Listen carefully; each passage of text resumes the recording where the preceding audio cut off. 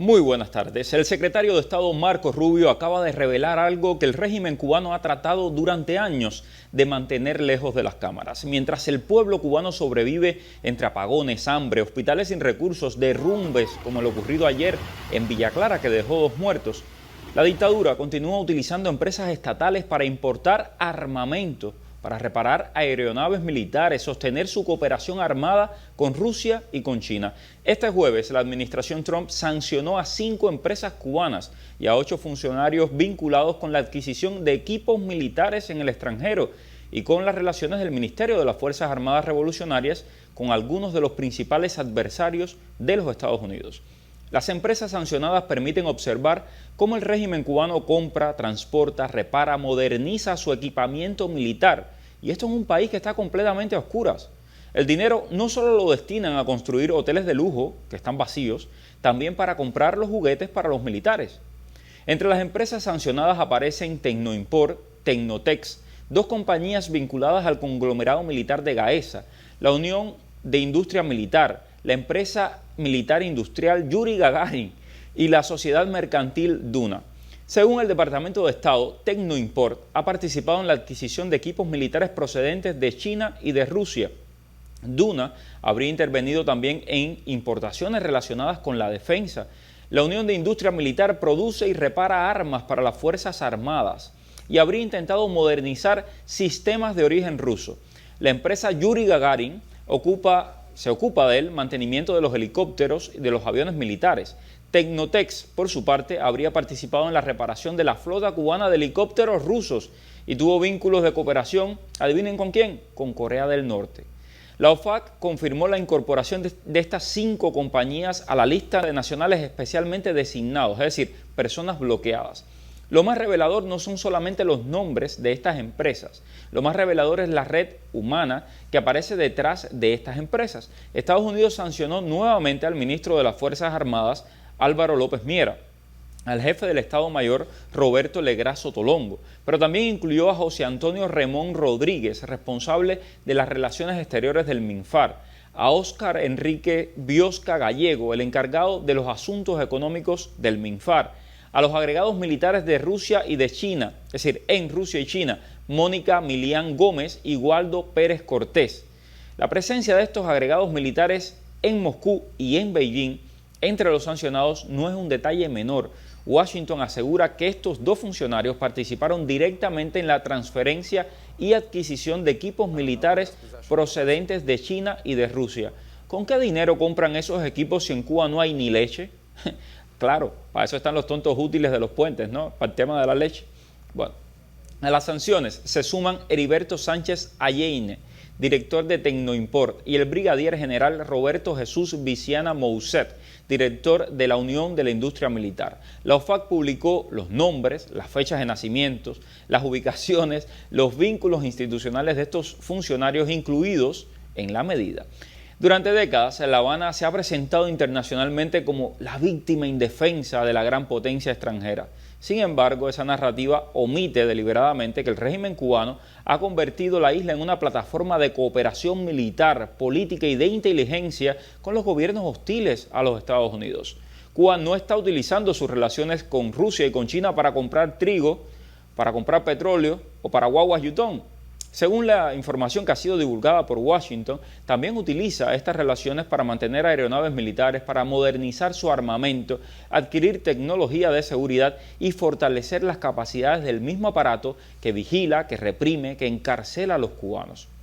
Aquí es donde está la verdadera importancia de estas sanciones. La medida no se limita a castigar al general, que jamás pensó viajar a Miami, ni congelar una cuenta bancaria que quizás ni siquiera exista en los Estados Unidos. La orden ejecutiva firmada por el presidente Trump permite bloquear propiedades, prohibir las transacciones y castigar a personas o compañías extranjeras que proporcionen apoyo financiero, material o tecnológico a estas entidades sancionadas. Así que la advertencia también alcanza a bancos extranjeros. La orden ejecutiva del presidente Trump autoriza al Departamento del Tesoro a imponer restricciones institucionales a las financieras que faciliten estas transacciones significativas para las personas bloqueadas. Es decir, esas consecuencias pueden incluir la pérdida o la limitación de sus cuentas en los Estados Unidos e incluso el bloqueo de sus propiedades bajo jurisdicción estadounidense. En otras palabras, las sanciones no están dirigidas nada más a esta gente de La Habana, a las 5 compañías en La Habana. El mensaje está dirigido a cualquier empresa, intermediario, transportista, aseguradora, banco extranjero que ayude a la dictadura cubana a comprar armas, a reparar estos aviones, a mover dinero para sus fuerzas armadas o de seguridad.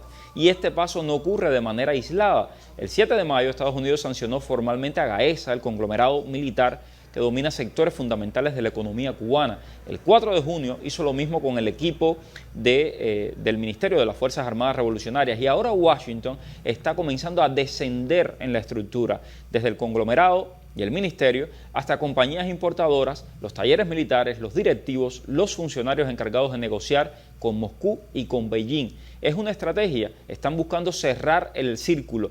Primero sancionaron al propietario, después a las subsidiarias y luego se sanciona a los administradores, a los compradores, a los agregados militares, a los facilitadores financieros. La Habana responderá como siempre, ¿no?, diciendo que estas medidas constituyen una agresión contra el pueblo cubano.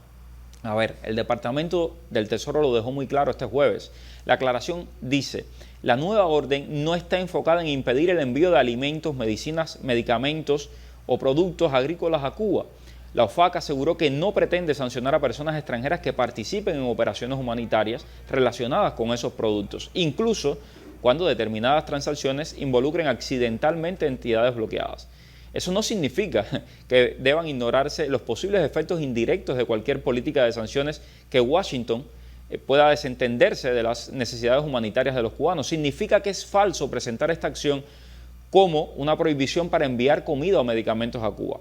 Lo que está siendo sancionado, y por eso es la importancia de estas medidas, es el aparato militar. Un aparato que afirma que no tiene recursos para garantizar electricidad, transporte, condiciones dignas para los hospitales, pero tiene empresas que están dedicadas a importar tecnología militar, a reparar helicópteros, que por cierto no se utilizan para rescatar a los cubanos en tiempos de ciclón, modernizar sistemas de armas.